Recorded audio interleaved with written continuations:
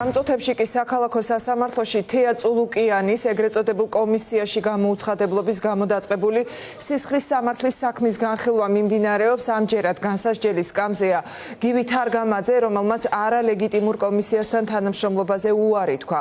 მანამდე საქალაქო სასამართლოში ზუსტად იგივე საქმეზე დაპატიმრებული ზურაბ გირჩი-ჯაფარიძის პროცესიც გაიმართა, რომელმაც გირაოს გადახდაზეც უარი თქვა და ახლა რეჟიმის წინასწარ პატიმრობაში იმყოფება.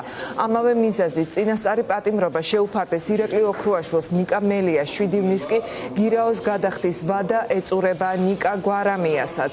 ქეთი ნადიბაიძე გვერდდება ახლა საქალაქო სასამართლოდან პირდაპირ ეთერში, გაგვაცნობს ბოლო ამბებს და ასევე მთავარ გზავნილებს ზურაბ გირჩი-ჯაფარიძისგან. ქეთი, გისმენთ. დავიწყებ სწორედ ზურაბ ჯაფარიძის სხდომით, რომელიც ცოტა ხნის წინ დასრულდა. ამ სხდომაზე გამოიკითხა ამ საქმის პირველი მოწმე, რომელიც პროკურატურამ მოიყვანა. ეს არის თავად პროკურატურის თანამშრომელი, გამომძიებელი, რომელმაც საგამოძიებო კომისიის მხრიდან თეა წულუკიანის ხელმოწერილი მიმართვა ჩაიბარა სისხლის სამართლებრივი დევნის დაწყებასთან დაკავშირებით. პროკურატურას ყავს კიდევ რამდენიმე მოწმე, პარლამენტის აპარატის თანამშრომლები, რომლებიც ძირითადად ილაპარაკებენ პროცედურულ საკითხზე.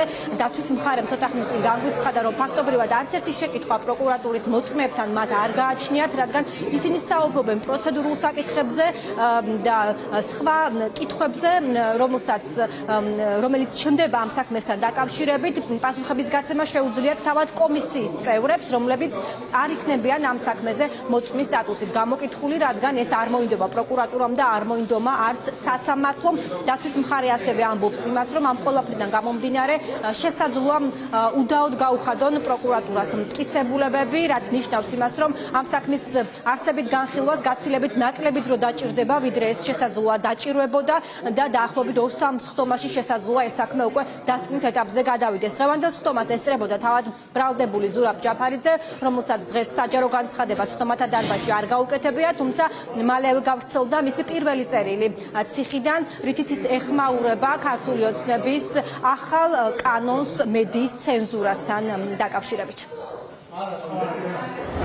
ეს არ არის ომი, ეს არის სპეციალური სამხედრო ოპერაცია. ვინც ამას ომს დაუძახებთ, დაგსჯით. პუტინის შნირები რუსეთში 2022 წელი. ჩვენ არ ვართ არალეგიტიმური, ჩვენ ვართ ლეგიტიმური. ვინც ჩვენ არალეგიტიმურს დაგვიძახებთ, დაგსჯით. პუტინის შნირები საქართველოში 2025 წელი.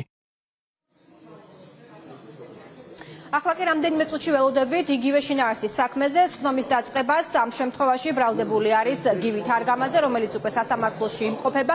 მას 10,000 ლარიანი გირაო გადახდილი აქვს და თავად დაესწრება ადვოკატთან ერთად ამ სხდომას. დღეს არის ამავე საქმეზე პირველი არსებითი განხილვა. ის მოწმეები, რომელიც პროკურატურას ყავს სხვა პოლიტიკოსების საქმეებზე წარმოდგენილი, იგივე მოწმეები ეყოლება ამ საქმეზეც და ჯერჯერობით ველოდებით სხდომის დაწყებას. მანამდე შეგიძლიათ მოისმინოთ თავად ბრალდებულის განცხადება, რომელიც უკვე სასამართლოში იმყოფება. პირველ რიგში პროკურატურას ვართ მოწმეები ყავს, მაგრამ პატრონი აღარ ყავს და პროკურორი აღარ ყავთ და არ ვიცი, ამიტომ დღეს როგორი ჩამოყალიბდებიან, ნახოთ ერთი. მე რა უნდა მაინტერესებს მაგათგან, იმათ რა ინტერესებს ჩემგან, ეგეც არ იცი, წესიერად. თავად აბსურდულია, ხო, მოდი ყველაფერს დავანებოთ. მე თვითონ ვიყავი ომის გამოძიების საპარლამენტო კომისიის თავმჯდომარის მოადგილე, ხო?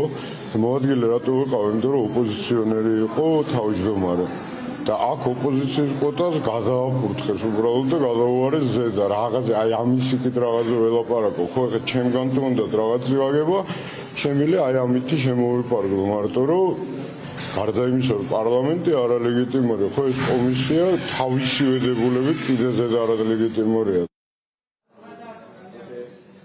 რა ბადას გათვლიან პროკურატურა და სასამართლო ამ საქმეების დასასრულებლად? ეს ჯერჯერობით არ ვიცით, ბრალდებულებსაც პროგნოზის გაკეთება უჭირთ, თუმცა საქმის შინაარსიდან და საქმეში არსებული მასალებიდან გამომდინარე, დაახლოებით 2-3 სხდომა დასჭირდება თითოეულ საქმეს, იმისთვის რომ პროკურატურამ, იმისთვის რომ მტკიცებულებები იქნეს გამოკვლეული, პროკურატურამ გამოკითხოს თავისი მოწმეები.